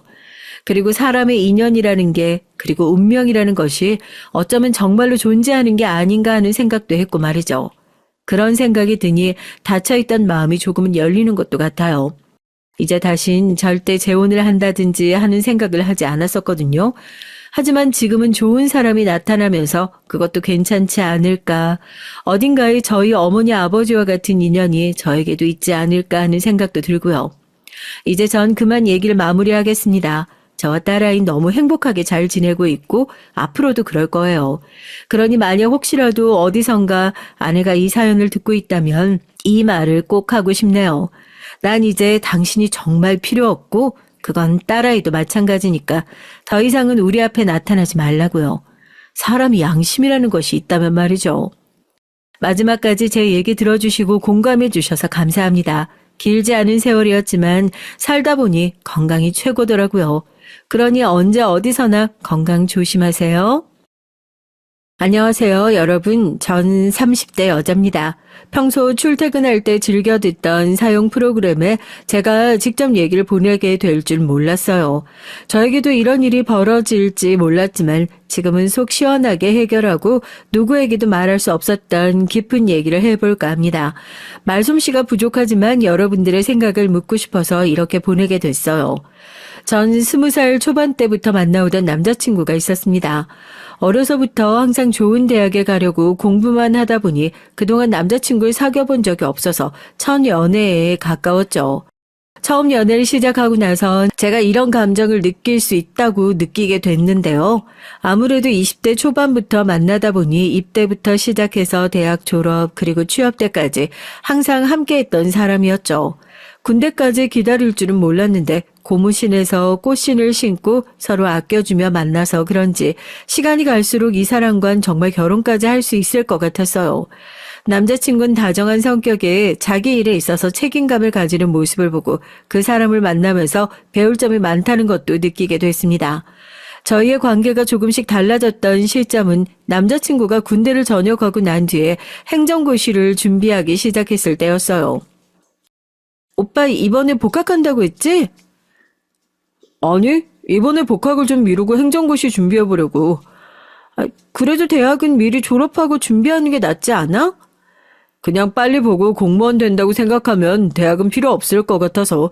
자기도 알잖아, 나 공부 잘하는 거. 왠지 한두 번이면 붙을 것 같은데? 그렇게 하지만 행정고시가 만만한 건 아니라고 그러더라고. 내 주변에서도 많이 봤고. 에이, 자기 나 몰라. 내가 제대로 준비하면 다를 거야. 어떻게 공부하는지 아니까 2, 3년 안에 할 수 있지 않을까? 오빠 뜻이 그렇다면 뭐 한번 도전해보는 것도 괜찮지. 아무래도 중요한 시험을 준비하는 기간에 자주 못 만날 수도 있고 자기가 서운해할 수도 있어. 알지? 나 자기랑 결혼하고 싶어서 공무원 준비하는 거야. 졸업하고 나서 안정적인 직장 잡는다는 보장도 없고 내가 할 수 있는 선에서 공무원이 가장 나은 직업인 것 같아. 염치 없는 소리지만 자기가 조금만 기다려줬으면 좋겠어. 오빠가 하고 싶은 일이라면 얼마든지 지지해줄 수 있지. 열심히 준비해봐. 남자친구가 실제로 대학교에서도 상위권 성적을 유지하고 있었기 때문에 전 어느 정도 신뢰가 가는 부분들이 있었어요. 그리고 무엇보다 좋아하는 사람이 꿈을 위해서 준비를 하고 싶다는데 반대할 만한 사람이 어디 있겠어요. 그날 이후 시험 일정을 알아보니 문제집도 하나씩 사고 열심히 준비하는 모습을 보니까 공무원에 대한 뜻이 확고하다는 걸 느끼게 됐죠. 첫 시험을 준비하는 동안 오빠의 말대로 저희는 자주 만나지 못했지만 서로의 자리에서 노력을 하면서 사랑을 이어왔습니다. 또 시험 준비를 하는 남자친구에게 데이트 비용을 부담하라고 얘기하는 건 아닌 것 같아서 먼저 취업을 나갔던 제가 대부분 비용을 부담해주고 또 공부하면서 필요한 책들도 많이 구매를 해줬어요. 오빠가 시험 준비에 필요한 부분들을 채워주면서 행정고시를 잘 볼 수 있도록 도움을 주는 역할을 해줬다고 전 생각하고 있고요. 물론 공부하는 건 남자친구지만 이런 세밀한 부분을 챙겨주는 것도 도움이 될 수 있다고 생각하고 있었거든요. 시험이 가까워질수록 자주 만나기가 어려워서 서운하긴 했지만 그래도 남자친구가 2년에서 3년까진 해보고 싶다고 얘기를 하니까 저도 믿고 기다리기로 했죠. 첫 시험이 있던 날 남자친구는 잘 보고 오겠다며 들어갔지만 나왔을 때 표정은 뭔가 달랐어요. 뭔가 물어보기에 미안하기도 하고 기분 전환을 위해서 음식점에 갔고 그날은 아무렇지 않게 보냈던 것 같아요. 2달 뒤 결과가 나왔을 때 첫 시험에 아쉽게 떨어지긴 했지만 남자친구는 점수를 보고 나서 더 자신감이 붙은 모습을 보이더라고요. 스스로 점수가 조금 모자랐다면서 내년엔 꼭 붙을 수 있을 거라고요. 이번에 정말 아쉽게 됐어. 조금만 더 잘 봤으면 붙었을 텐데. 이 점수면 그래도 첫 시험 치곤 나쁘지 않은 것 같아. 다음 시험 땐 왠지 붙을 수 있겠는걸? 시험이 1년에 한 번밖에 없어서 아쉽긴 하지만 그래도 오빠가 열심히 한다면 다음번엔 붙을 수 있을 거야. 고마워. 다 자기가 옆에서 내조해준 덕분이지. 도시락도 싸주고 또 종종 나 용돈도 주잖아. 오빠가 힘들어하는 것보다 내가 도와줄 수 있는 건 도와주는 게 맞지. 1년 정도는 더 두고 보고 내년에 시험 보고 다시 얘기해보자. 이번 한 해는 정말 제대로 준비하고 싶어서 폴더폰으로 핸드폰 바꾸려고. 그러면 아예 전화나 문자밖에 못하겠네? 그렇지. 난 지금이라도 휴대전화 잘 안 쓰고 집중하면서 열심히 준비해보고 싶어. 자기한테 미안하지만 그래도 자기가 있어서 내가 폴더폰으로 바꾼 거 알지? 아마 없었으면 아예 사용하지 않았을 거야. 그렇게까지 마음 먹었으니까 내년에 정말 붙겠는데? 응원할 테니까 열심히 해봐. 그렇게 남자친구는 정말 1년 동안 휴대전화를 사용하지 않았고 그 다음에 시험을 열심히 준비했어요. 제가 봐도 공부에 열정을 가지고 하고 있는 듯한 느낌이 들 수밖에 없었고 저희의 데이트 장소는 항상 독서실 아니면 잠깐 만나서 저녁을 먹는 걸로 끝내야 했지만 본인의 미래를 위해 노력하는 모습이 그땐 더 좋아 보이더라고요. 시험 준비는 과정을 지켜보는 동안 아쉬운 마음이 있었지만 그래도 남자친구가 미안해하지 않도록 최대한 티를 내지 않으려고 했는데 그게 시간이 갈수록 안 되더라고요. 매번 헤어지는 거 너무 아쉽다. 그냥 우리 결혼해서 같이 사는 건 어때? 어차피 할 결혼이라면 난 차라리 지금 하는 게 낫다고 생각해. 나도 생각을 안 하고 있진 않았는데 그건 준비가 되어 있어야 하는 거지. 난 내가 결혼할 수 있을 정도로 자리도 잡고 떳떳할 때 하고 싶어. 나도 직장 다니면서 모아둔 돈도 있고 처음에 누가 크게 시작해 작게 시작하는 거지. 그런가? 조금 더 생각해보고 그럼 시험 결과 보고 결정하자. 그리고 내가 근사하게 프로포즈 하고 싶은데 결혼 얘긴 이렇게 하는 건 아닌 것 같아. 그래. 일단 시험 준비 열심히 하고 결혼해서 결혼에 대해선 다음에 얘기하자. 제가 생각할 때 지금 내조를 해주는 건 결혼해서도 해줄 수 있는 부분이라서 오히려 부담을 덜어주기 위해 얘기를 한 거였는데 남자친구는 제가 고생하는 게 싫다면서 본인도 어느 정도 준비되고 떳떳할 때 하고 싶다고 얘기를 했어요. 전 직장에서 그리고 남자친구는 고시원에서 지내면서 서로 각자의 자리를 지켜가며 알콩달콩 연애를 할 수 있었죠. 물론 많이 보진 못했지만 그래도 남자친구와 종종 만나는 시간이 저에겐 힐링이었거든요. 저에게 잘 해주는 것도 좋았지만 사람이 책임감을 느끼고 하나의 일을 열중하는 모습을 보니까 멋있어 보이기도 했고요. 그래서 남자친구의 말대로 2번째 시험을 기다려보기로 했습니다. 태연 씨 행정고시 준비한다 그랬나? 이번이 2번째 시험이지? 근데 시험이 끝나도 연락이 없네? 혹시 떨어져서 연락 못하는 거 아니야? 에이, 설마 그럴 리가. 우린 그런 문제 숨기지 않기로 약속했거든. 떨어지면 떨어질 수도 있지 뭐. 근데 너 언제쯤 태연 씨랑 결혼할 거야? 계속 시험만 기다릴 건 아닌 것 같고. 둘이 그래도 졸업하기 전부터 만났으니까 꽤 오래 만나지 않았어? 슬슬 결혼할 때가 되긴 했는데 아직은 오빠가 공부하고 있으니까 일단 기다려주려고. 야, 너무 헌신하면서 잘해주지 마. 나중에 시험 붙어서 도망가 버리면 어떡하려고 그래? 에이, 오빠 그럴 리 없어. 지금도 얼마나 나한테 잘해주고 오빠가 오히려 더 헌신적이야. 네가 몰라서 그래. 아, 그래. 두 사람의 일이니까 뭐. 그나저나 행정고시 하니까 혜민이 알지? 걔도 시험 준비한다더라? 혜민이가? 걔 공부 잘했잖아. 예전에 몇 번 연락했었는데 잘 지내나? 걔네 집안이 좀 빵빵해. 시험 준비도 엄청 편하게 하지. 매달 용돈 받으면서.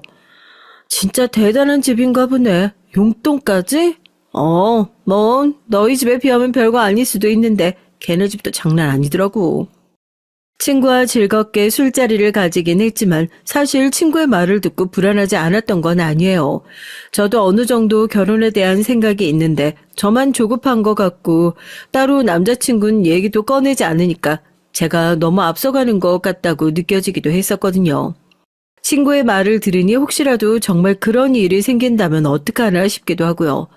잡생각이라고 생각하고 그냥 넘겼는데 시험이 끝나고 온종일 연락이 안 되던 남자친구에게서 연락이 왔습니다. 자기야, 왜 이제야 연락해? 시험 보고 나왔어? 자기야, 시험 봤지. 술은 어디서 그렇게 마셨어? 결과가 안 좋아서 그런 거야? 난 분명히 열심히 준비했다고 생각했는데 잘 되지 않으니까 답답해서. 사실 행정고시라는 게 단기간으로는 안 되는 경우도 많대. 너무 스트레스 받지 마. 그래도 난 너랑 결혼하고 싶은데 잘 안 되니까 내 모습이 초라해지는 것 같아서 너한테 미안해. 난 오빠가 행정고시에 합격하든 안 하든 상관없어. 그냥 오빠면 되는 거야. 일단 오늘은 쉬고 다음에 다시 얘기하자. 두 번째 시험을 잘 못 봤던 남자친구는 속상한 마음에 술을 마셨다고 얘기를 했고 전 오빠를 위로해 줬어요. 사실 행정고시 시험이라는 게 한두 번 본다고 해서 바로 붙을 수 있는 것도 아니고 꾸준한 공부가 필요한 부분이잖아요. 아무래도 남자친구는 본인이 휴대전화까지 바꿔가면서 준비했는데 결과가 잘 나오지 않으니까 거기에 대한 스트레스를 받는 것 같았어요. 그 다음날 남자친구를 만나서 진지하게 다시 공부에 대한 얘기를 꺼내봤는데요. 전 사실 남자친구가 어떤 일을 하든지 상관이 없었기 때문에 꼭 공무원이 되지 않아도 된다고 말을 했거든요. 하지만 제 생각과는 다르게 남자친구의 뜻은 확고했습니다. 이번이 두 번째 시험이라 선뜻 관두라고 얘기는 못하겠지만 오빠가 너무 힘들다면 그만두는 것도 난 괜찮다고 생각해. 좋은 경험이었다고 생각하면 되잖아. 하지만 지금까지 공부해온 것도 있고 한 번 더 준비해보고 싶은데 자기 생각은 그만뒀으면 좋겠다는 거야? 아니 그런 게 아니라 오빠가 뜻이 있다면 계속하는 걸 지지해줄 순 있어. 하지만 너무 힘들다면 억지로 할 필요는 없다는 거야. 여기까지 온 이상 이대로 안 하는 건 내가 자존심이 상해서 안 될 것 같아. 자기가 힘들겠지만 내가 성공하면 꼭 갚아줄게. 1년만 더 기다려줄 수 있겠어? 당연하지. 자기가 공부에 대한 뜻이 있다면 계속 해봐. 확고하게 할 수 있을 것이라고 얘기하는 남자친구를 보면서 저렇게 자신감 있게 얘기를 하는 사람인데 언젠간 꼭 성공할 수 있을 것 같았어요. 그래서 그 뒤로 저에게 해달라고 하는 건 거의 다 들어주었던 것 같네요. 저도 남자친구의 미래를 위해서 아낌없이 지원을 해줬던 것 같고요. 사랑하는 사람의 미래를 위해 준비한다고 하는데 도와줄 수 있을 때 도와주는 게 마음도 편했거든요. 그 뒤로도 저희 회사로 출근하고 남자친구는 독서실로 출발하는 게 3년 정도 되었을 무렵엔 이번 시험에선 꼭 붙을 수 있길 저도 기도했던 것 같아요. 벌써 내일이네. 결과가 어떻든 간에 난 오빠 응원하니까 열심히 보고 와. 당연하지. 우리 이번 시험 지나면 내가 정식으로 프로포즈 할게. 지금까지 기다려줘서 고마워. 시험 잘 보고 와. 이번엔 결과가 어떻든 간에 우리 결혼은 꼭 하는 거다. 당연하지. 나도 이번이 마지막이라고 생각하고 열심히 보고 올게. 저에게 프로포즈 하겠다고 하던 남자친구의 말을 들으니 이 사람도 저와 미래를 꿈꾸고 있다는 게 기뻐서 결과가 어떻든 결혼을 추진하는 게 좋겠다 생각이 들었어요. 저도 나이가 차기 시작했고 부모님들도 언제쯤 결혼할 거냐고 많이 물어보시더라고요. 그리고 무엇보다도 고시원에서 불편하게 지내는 남자친구가 걱정돼서 다시 준비를 하더라도 제가 내조를 해주면서 했으면 좋겠다는 생각이 들었기 때문에 예전부터 결혼을 하고 싶다는 생각이 있었거든요. 기다리던 시험날이 됐고 자신만만하게 들어갔던 남자친구는 결국 세 번째 시험도 붙지 못하고 떨어지게 됐어요. 이번엔 자신 있다고 얘기를 했지만 2달 뒤 결과가 나왔을 땐 표정이 좋지 않더라고요. 그 뒤로는 저도 어떤 위로를 해줘야 할지 몰라서 등만 토닥거려 줬는데 남자친구는 괜찮다면서 이제 현실을 봐야겠다고 말했습니다. 안타까웠지만 이런 경험도 좋은 경험이라고 생각하겠다는 얘기를 들으니 저도 안심이 되더라고요. 곧이어 남자친구는 저에게 결혼에 대한 뜻을 말해줬어요.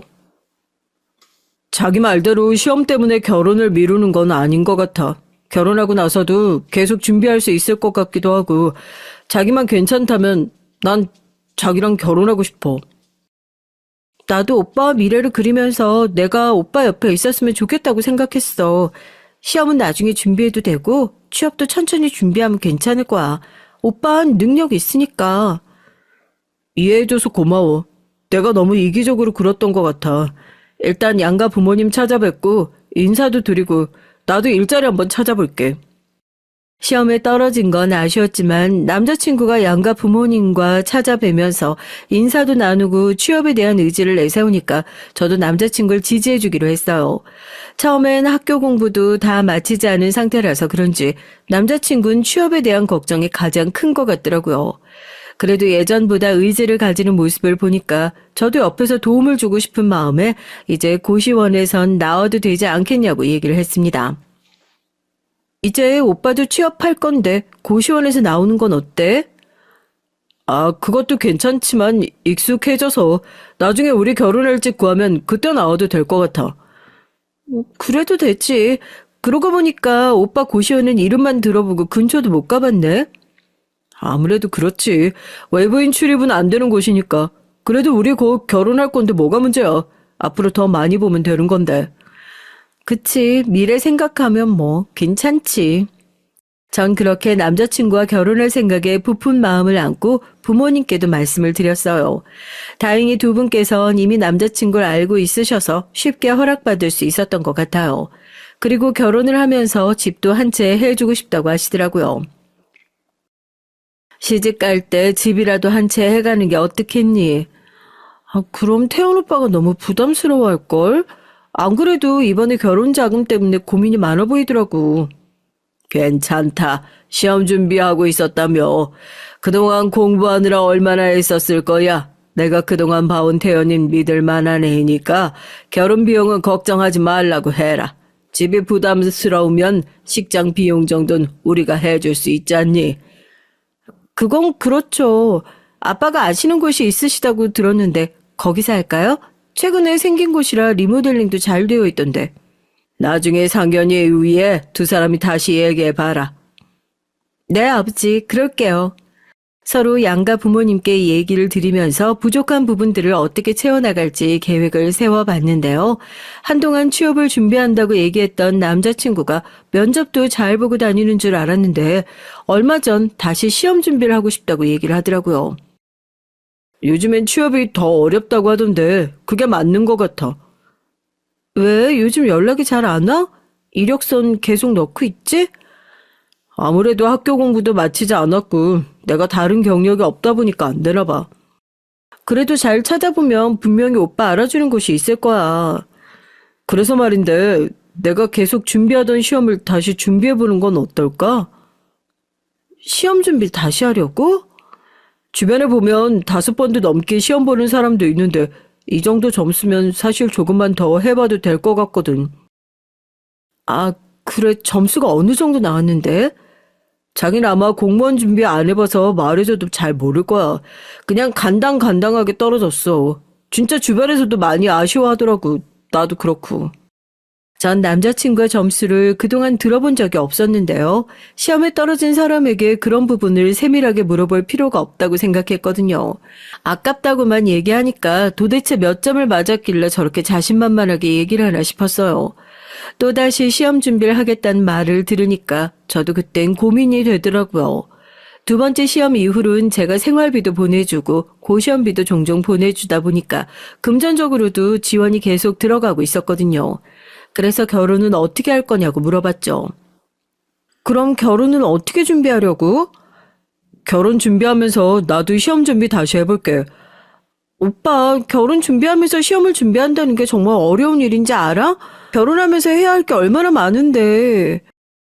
조금만 넉넉하게 기간을 잡고 준비하면 되지. 자기랑 결혼도 하고 싶고 시험도 준비하고 싶단 말이야.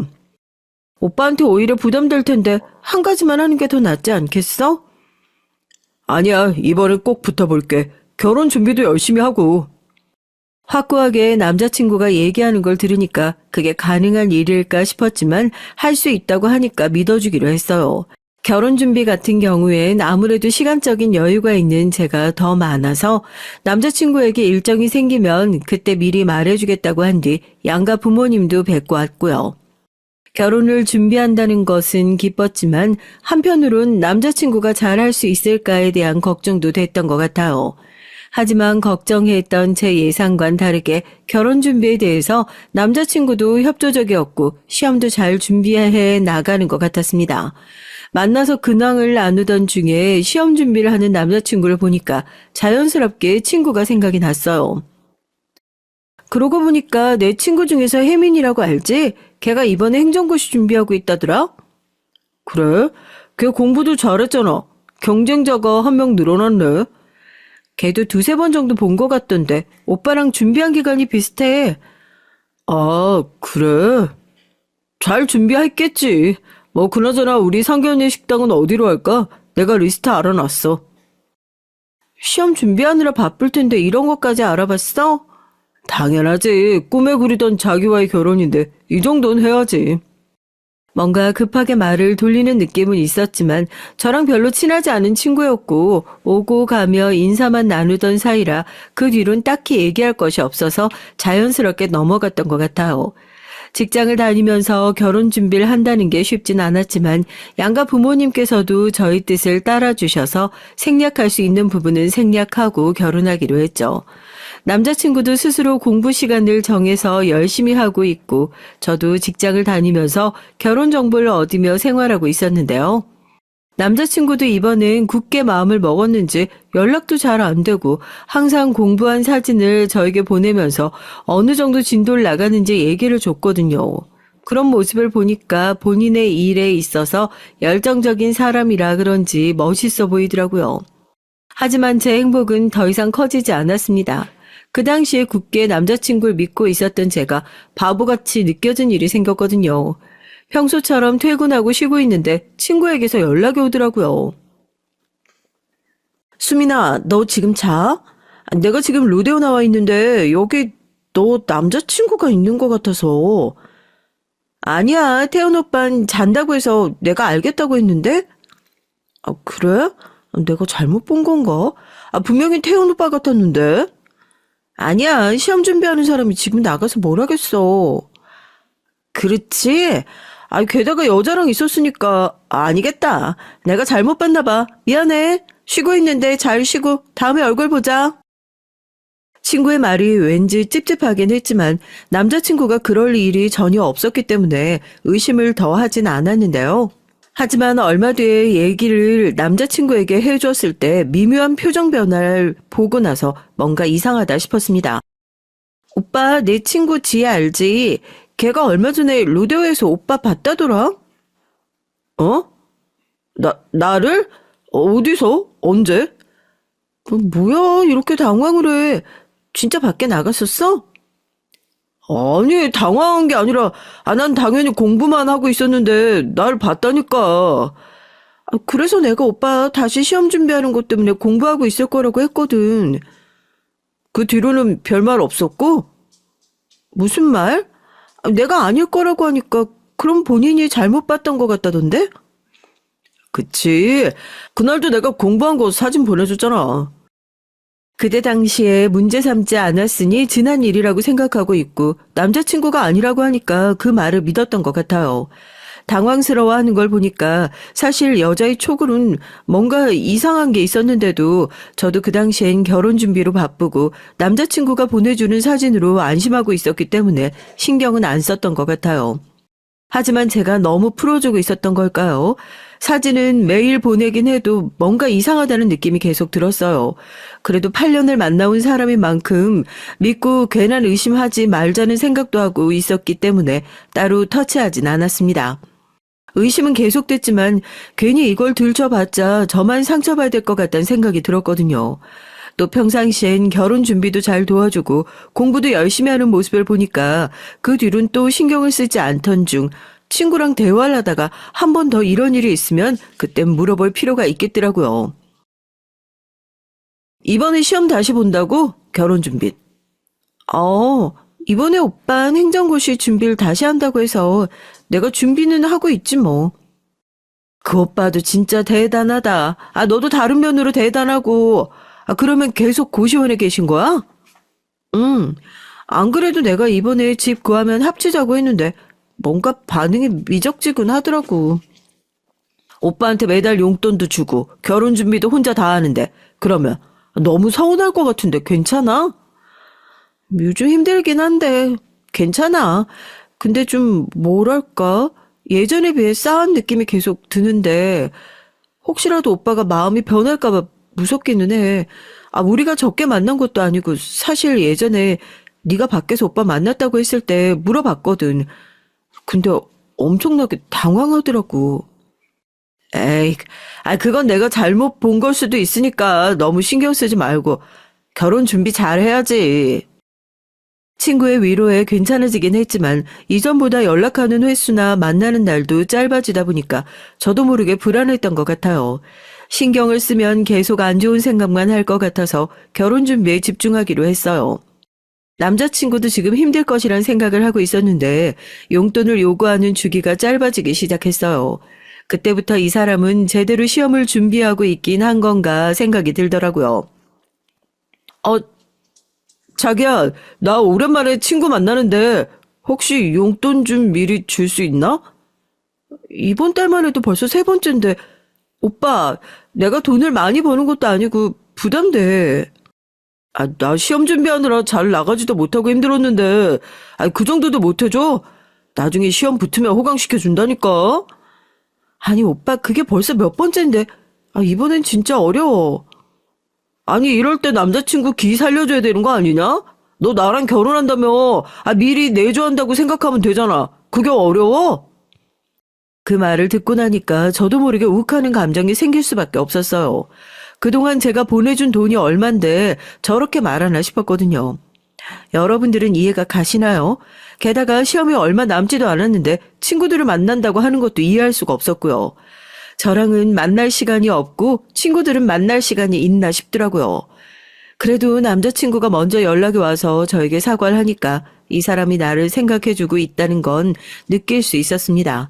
그리고 저에게 보답해준다는 그 약속을 지키기 위해서 열심히 노력한다고 하니까 시험 결과만 기다리고 있었는데요. 근데 그 애는 정말 시험을 통과를 하더라고요. 자주 친구들을 만나는 것 같았는데 제대로 한 달 정도 친구들도 안 만나고 저도 드문드문 만나서 저녁만 먹고 들어가더니 제대로 준비한 것 같았어요. 4년 동안 뒷바라지 해주면서 이날만을 꿈꿨는데 전 마냥 기뻐할 수 없었어요. 오빠 정말 축하해. 4년 동안 고생 많았어. 이제 우리 결혼식만 남았네. 전에 호강시켜준다는 말 이제 지켜야 된다? 시험은 내가 준비했는데 네가 왜 이렇게 신났어? 아니 기쁜 날이니까 오빠 축하해주려고 그런 건데 기분 상했어? 아니 그런 건 아니야. 너도 그동안 고생 많이 했지. 그럼 축하 기념으로 맛있는 거 먹으러 갈까? 어디 가고 싶은 곳 있어? 오늘 좀 피곤하네. 친구들도 자꾸 오라고 난리고. 장이랑은 다음에 저녁 먹어도 되지? 그래도 나랑 같이 저녁 먹고 가주지. 나도 오빠 시험 합격하는 거 많이 기다렸고 축하도 해주고 싶은데 아니면 나도 오빠 친구들 보러 같이 갈까? 아, 거길 네가 왜 같이 가? 아니, 자기는 집에서 쉬고 있어. 내가 끝나고 보러 갈게. 알겠어. 어쩔 수 없지. 잘 다녀와. 전 바보같이 남자친구를 보내줬어요. 솔직히 시험이 끝났으니 친구들이랑 놀고도 싶겠지 하는 마음이 서운해도 참았던 것 같네요. 그동안 남자친구에게 서운한 게 있어도 시험 때문에 그런 거겠지, 힘들었겠지 하면서 정작 제 감정은 제대로 챙기지 못한 것 같더라고요. 남자친구는 시험에 합격한 뒤로 얼마 남지 않았던 결혼식에 대해서 더 얘기하지 않더라고요. 청첩장도 나왔고 친구들도 만나면서 전해주어야 하는데 계속 회피하기 바빴고요. 결국 참다 못한 제가 남자친구 고시원을 찾아가게 됐습니다. 안녕하세요. 혹시 여기 김태현 씨 있나요? 아니요. 그 청년은 작년에 나갔는데, 시험 붙은 거 아니었어요? 시험은 올해 붙었는데 작년에 나갔다고요? 네. 왜 이 여자랑 같이 와서 나간다고 짐을 싹 빼가던데? 네, 알겠습니다. 충격적인 일이 아닐 수 없었어요. 전 그동안 남자친구 계좌로 용돈과 고시원비를 보태라고 돈을 계속해서 넣어주고 있었거든요. 배신감은 물론 여자랑 같이 왔다고 하니까 손까지 떨리기 시작했어요. 전 바로 남자친구에게 전화를 걸어서 따지기 시작했죠. 오빠 지금 어디야? 나 지금 친구들이랑 있지 왜? 지금 바쁜데 나중에 통화하자. 오빠 고시원 방 뺐어? 응. 돈 나가는 것도 아깝고 해서 얼마 전에 시험 붙고 뺐지. 내가 방금 사장님이랑 대화해보니까 작년에 뺐다는데 무슨 소리야? 그러면 그동안 내가 보내준 돈은 어디다 쓴 거야? 아니, 지금 바쁘다니까 왜 전화해서 따지고 있어? 그리고 네가 거길 왜 가? 남의 사생활까지 왜 간섭이야? 우리가 남이야? 당장 다음 달에 결혼할 사이인데 남이라고? 남자친구의 말을 듣고서 한참 벙쪄 있었던 것 같아요. 그리고 그날 저녁 바로 카페에서 어떻게 된 일인지에 대해 듣게 됐는데요. 남자친구는 제가 예상하지도 못한 사람을 데리고 왔더라고요. 혜민이, 네가 왜 오빠랑 같이 와? 지금 네가 보는 그대로야. 우리 사귀고 있어. 뭐라고? 지금 둘이 사귄다고? 시험 준비하면서 자주 보다 보니까 그렇게 됐다. 미안해. 너한텐 그게 지금 8년 만난 사람한테 할 소리야? 야, 너만 기다린 게 아니야. 혜민이도 내 시험 뒷바라지 해주면서 기다렸어. 착각하나 본데 난 애초에 너랑 결혼할 생각으로 만난 것도 아니었고. 수민아, 미안해. 우리 대학 시절에 깊게 아는 사이는 아니었지만 나도 사실 태연 오빠 좋아하고 있었거든. 시험 준비하면서 서로 공감되는 게 있으니까 끌렸던 거고 넌 자주 만나지도 못했잖아. 두 사람의 얘기를 하는 걸 듣고 있으니 머리가 아파왔어요. 친하진 않았지만 그래도 친구였던 사람에게 배신당하고 8년을 만나오던 사람이 저런 사람이었을 줄은 몰랐는데 제 시간도 아깝지만 마음이 너무 아프더라고요. 그러면 더 들어줄 필요 없이 헤어지면 되겠네. 내가 바라던 바야. 똑똑해서 그런가 말은 잘 통하네. 둘 다 붙어서 떨어지지 말고 잘 살아, 쓰레기들끼리. 뭐, 쓰레기? 너 지금 혜민이가 누구 딸인 줄 알고 그런 말을 하는 거야. 넌 용돈과 고시원비 고작 그 정도였지만 혜민이는 내 집까지 구해주고 거기서 내 조까지 탄탄하게 했던 사람이야. 너같이 밥벌이 겨우하고 사는 것과는 다른 사람이라고. 네가 뭘 잘못 알고 있나 본데 내가 허덕이면서 사는 것처럼 보여도 아니거든. 내가 너한테 다 공개하지 않은 건데 단순히 씀씀이만 보고 사람을 판단하네. 이래봬도 내가 물려받은 자산만 100억대는 훨씬 넘어. 어느 집안 딸인지 모르겠지만 우리 아빠 기업이랑은 연관이 안 되어 있길 바랄게. 말 다 했으면 간다. 예전부터 알았지만 거지 근성은 여전하네. 뭐 100억대? 진짜야? 난 누구처럼 이런 거 가지고 거짓말 안 쳐. 더 할 말 없으니까 둘이서 잘 붙어먹고 살아. 식장 취소 비용은 같이 부담해야 하는 거 알지? 청구할 건 따로 메시지로 보낼게. 솔직히 처음에 혜민이와 등장했을 때도 어이가 없었지만 집까지 구해서 둘이 같이 살았다는 얘기를 듣고 나니까 남은 정까지 다 떨어지는 기분이었어요. 사실 전 대화를 하러 가기 전에 좋아하는 마음이 있으니까 혹시라도 흔들리진 않을까 걱정이 됐거든요. 하지만 남자친구가 있는 정까지 떨어뜨려 주니까 홀가분하게 나올 수 있었던 것 같아요. 뒤에서 붙잡는 소리가 들렸지만 전 신경 쓰지 않고 청첩장을 나눠주었던 지인들 그리고 가족들에게 파혼 소식을 알려줬습니다. 이런 부분에 있어선 칼같이 정리를 하는 성격이라서 그런지 마음 정리를 하는 데까지 오랜 시간이 걸리지 않았던 것 같아요. 어쩌면 저도 예전부터 감정적으로 정리를 하고 있었던 거일 수도 있고요. 물론 슬프긴 했지만 결혼을 하기 전에 저런 사람이라는 걸 알았던 게 다행인 것 같았습니다. 그리고 남자친구에겐 청구비가 폭탄으로 날아가게 됐는데요. 제가 결혼식에 대한 로망이 있다 보니까 꽤 큰 곳에서 하려고 비싼 곳에 예식을 잡아뒀거든요. 그만큼 취소하고 나서 손해를 본 금액이 클 수밖에 없었어요. 하나 둘씩 정리를 하다 보니까 행복해 보이는 사진을 보게 됐는데 그때는 좀 씁쓸하더라고요. 남자친구는 그날 이후로 계속 저에게 미안하다며 전화와 문자를 해오고 있는 상황이었어요. 흔들릴 필요도 없다는 생각이 들어서 손해를 본 금액만 문자로 보내주니까 더 난리더라고요. 자기야, 내가 진짜 미쳤었나 봐. 그동안 뒷바라지 해준 건 넌데 잠시 한눈을 팔았어. 우리 이렇게 끝나면 안 되잖아. 이미 식장도 취소했고 부모님께도 말씀드렸어. 아빠도 너한테 엄청 실망하셨던데? 돈 많은 사람이 좋으면 혜민이랑 살면 되잖아. 아니야, 나한테 너밖에 없어. 진짜야. 그동안 걔가 나한테 입에 발린 말로 계속 유혹했어. 그래서 그런 거야.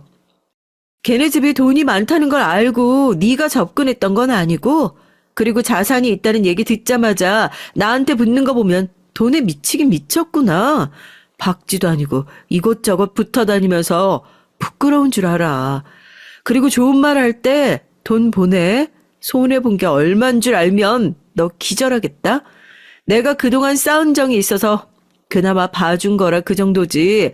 다 청구하면 그 금액의 절반도 안 돼. 내가 잘못했어. 우리 좋았잖아. 그때로 다시 돌아가자. 나 이제 공무원이야. 게다가 5급인데. 이제 너 먹여 살릴 수 있어. 나 믿고 다시 잘 해보자. 미안한데 네 쥐꼬리만한 월급 받아봤자 내가 달에 받는 임대료보다 훨씬 적어.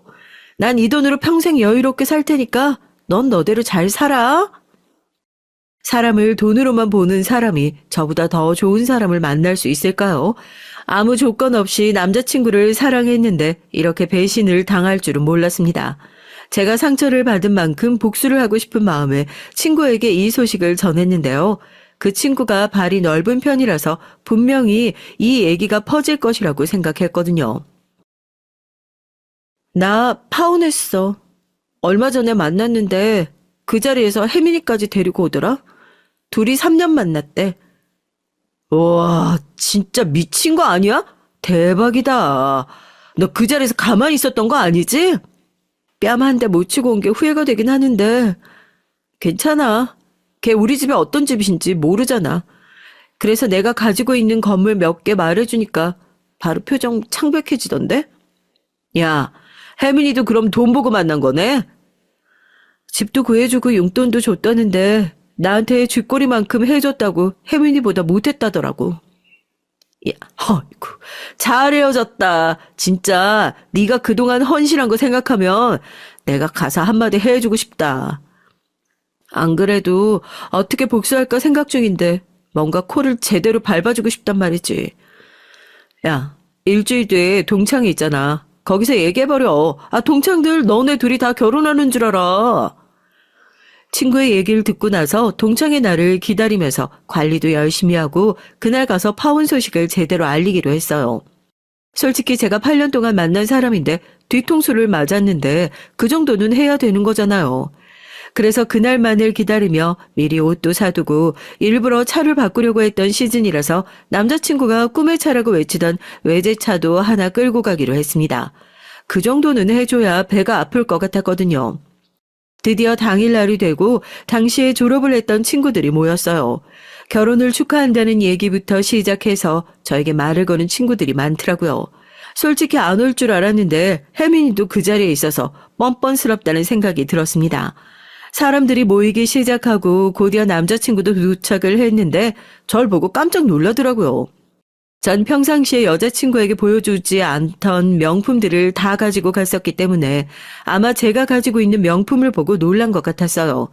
자신감 있는 모습으로 친구들 사이에 둘러싸여 있는데 저에게 와서 말을 걸더라고요. 자기야, 오늘 예쁘게 하고 왔네. 자기? 우리 헤어진 지가 언젠데 아직도 자기야. 어?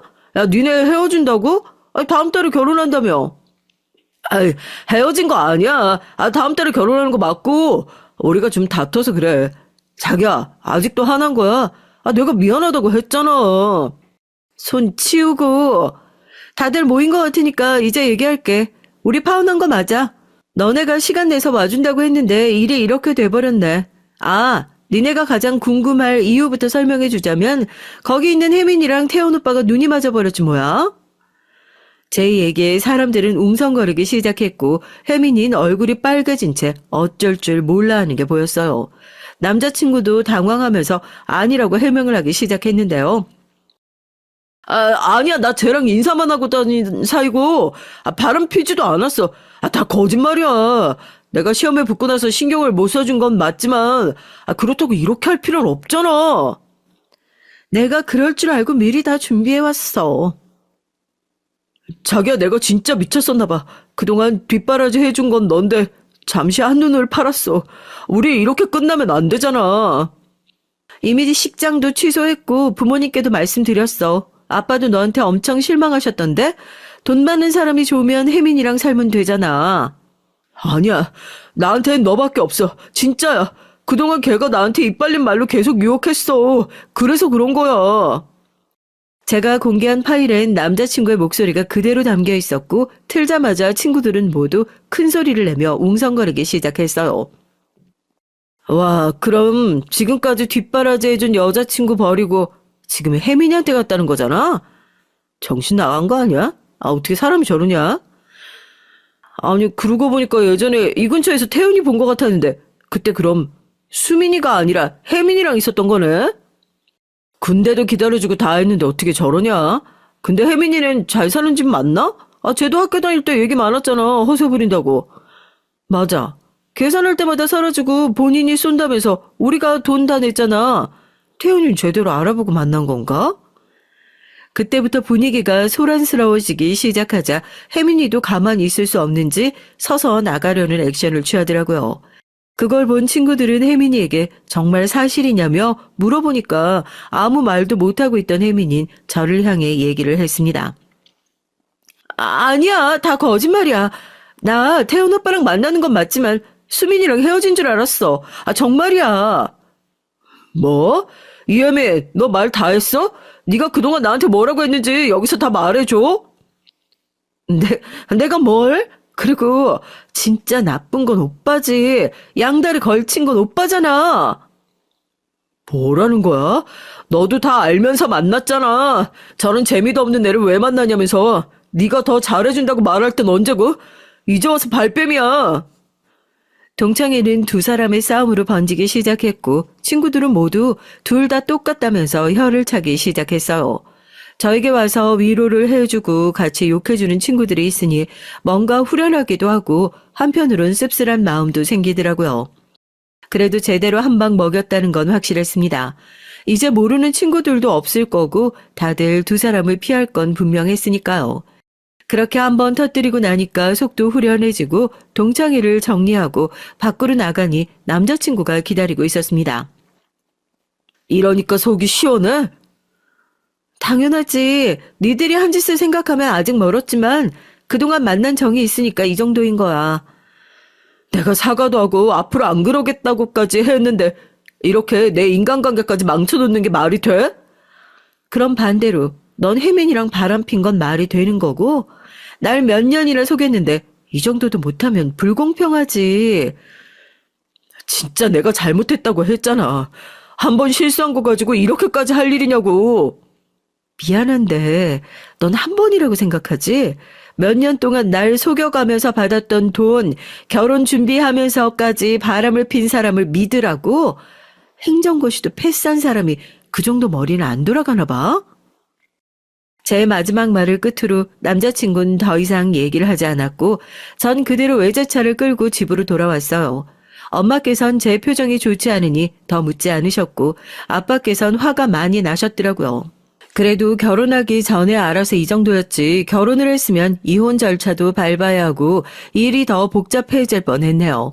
동창회 뒤로 남자친구가 종종 문자를 해오긴 했지만 결혼식을 준비하면서 들었던 비용의 절반을 받고 난 뒤론 아예 차단을 해두었고요.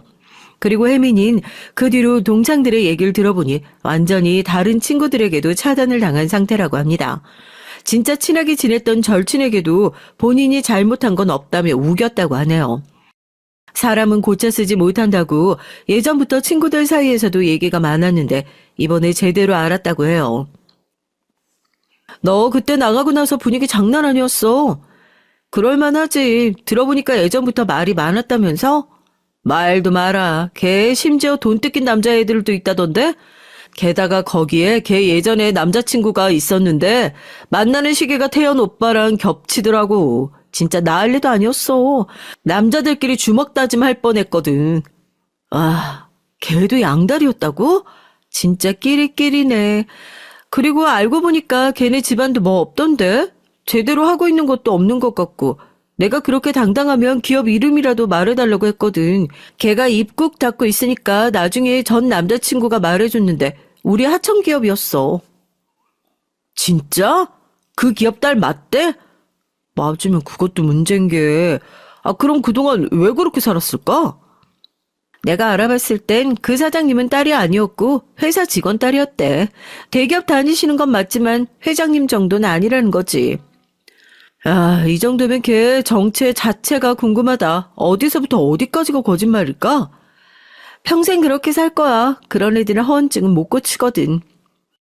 그 뒤로 저도 물려받은 자산으로 그동안 일을 배우고 있었던 회사에서 독립해서 한 회사의 CEO로 지내고 있어요. 정말 웃긴 건 새 신입사원을 뽑는데 혜민이가 지원을 했더라고요. 면접 볼 때 제 얼굴 보고 얼마나 놀라던지 중간중간 제가 하는 질문엔 대답도 못하고 고개 떨구고 있어서 통쾌했어요. 그리고 동창들에게서 들려오는 전 남자친구 소식도 들었는데 두 사람은 헤어지고 나서 동창생들 사이에서도 외면을 당하고 있다더라고요. 공무원 생활은 잘하는 것 같던데 다행히 저에겐 그 뒤론 연락을 안 하고 있어요. 다른 사람들에게 상처를 주는 일을 한다면 꼭 다시 되돌아간다고 생각해요. 어떠한 관계에 있어서 서로의 예의를 지키는 것도 중요하고요. 이번 기회에 전 남자친구가 인정한 인간관계를 배웠길 바라는 마음입니다.